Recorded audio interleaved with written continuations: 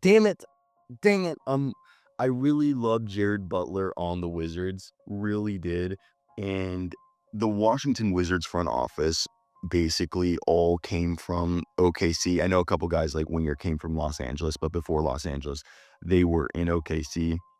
And this deal, I'm assuming we're going to buy out Reggie Jackson, but Marc Stein of the Stein line reported that Reggie Jackson is going to the Washington Wizards, and the Sixers are trading Reggie Jackson with a future first-round pick for Jared Butler and 4 second-round picks. So the reason why I brought up the whole OKC reference is this is I've been saying it. The Washington Wizards are slowly becoming the OKC Thunder 2.0 and how they're approaching their rebuild. Right here, they consolidated second-round picks and a solid young point guard who will probably become one of the best backup point guards or a really good spot starter in the NBA, in Jared Butler, who should have been a first-round pick himself, but because of the medical exams that came out when he was in the pre-draft combine, he actually ended up going undrafted as a result, which shocked a lot of people. He was a really good guard out of college, and he was someone that he's already 24 at this point, and my apology, he didn't go undrafted. He was a second-round pick. He fell to the second round, and he was drafted with the 40th pick and played in Utah, but was cut, then played it with OKC, and then he ended up now with the Wizards. So he bounced around. He was a guy who had to go to the fitness to play panel and had to ask basically doctors to medically clear him to play in the NBA. So that's why he fell out. And the Jazz had waived him, and I really, really liked his game.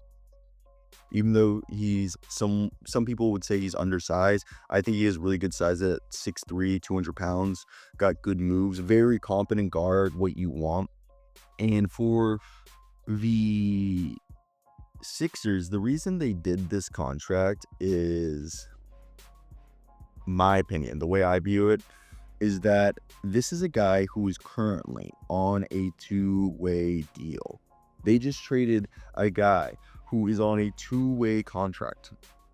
And I think that's what blows my mind is they signed him to a two-way deal after they cut Dennis in the off season, and they got themselves a first-round pick and a guy that they're going to waive. But I just think this is just a really good move. And for the Sixers, they'll just convert Jared Butler probably to one of those 3-year, multi-year deals with non-guarantee, with a guarantee date on every year to make the contract guaranteed, and it'll probably be the minimum contract for the years of service as each year it rises, similar to what you see with Carlo Matikovic and Antonio Reeves and New Orleans. But yeah, I think he's just someone who fits this team really well. And if you haven't been paying attention, he's a guy that has bounced between the G League and the NBA, playing for multiple franchises. So for a guy like Jared Butler, I think he's done a really good job of always staying ready. This year for the Capital City Go-Go, he's averaging 22, 4, and 6 in 2 games. And for the Wizards, he's averaging 7 points, 1.5 rebounds, and 2.5 assists on 48% from the field and 36% from 3, while in the G, he's averaging 58% from the field and 43% from 3. And the year before, in 16 games with the G, he averaged 18 points, 3.5 rebounds, 7 assists on 47% from the field and 35% from 3.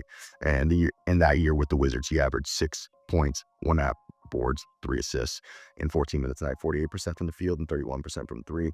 And before that, he was with OKC. So he's a guy that I really like, and I think he has a lot of skill. As I've said, expect Reggie Jackson just to be bought out.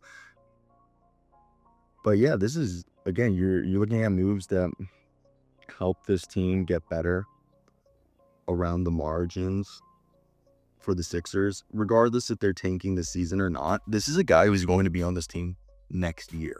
So to me, having a guy like that is, I think, just as valuable as what it would be if he I just think, like, regardless of how this team is, this is a very good Daryl Morey move to put yourself in position to really improve this team's future, especially with young talent that's not going to cost much of the cap. And I think that's so important because people just forget. Like, I personally think these new deals, finding young guys and putting them on these multi-year deals that basically they're going to hold roster control of Mr.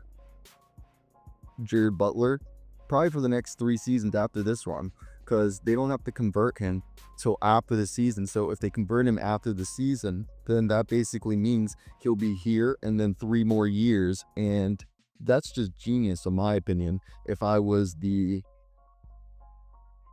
76ers, because, like, damn, Daryl Morey making moves, okay? Making moves that I think everybody is going to be jealous of because they're smart, they're savvy. And that's what he's made a career of.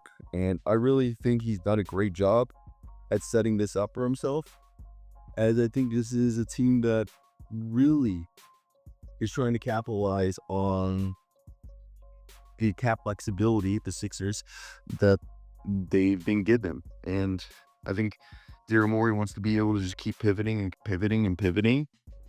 So he's not necessarily put in a box. But yeah, this Jared Butler move is gonna seem small in the margins, but I think it's a bigger deal than one would initially imagine, due to Jared Butler being a better player than most would anticipate, as I think he's someone who can really develop into a contributor to a team like the 76ers, way more than you would think. So, because he can facilitate, because he can play defense, he kind of does the whole 9 yards that you want out of a young guard, in my opinion.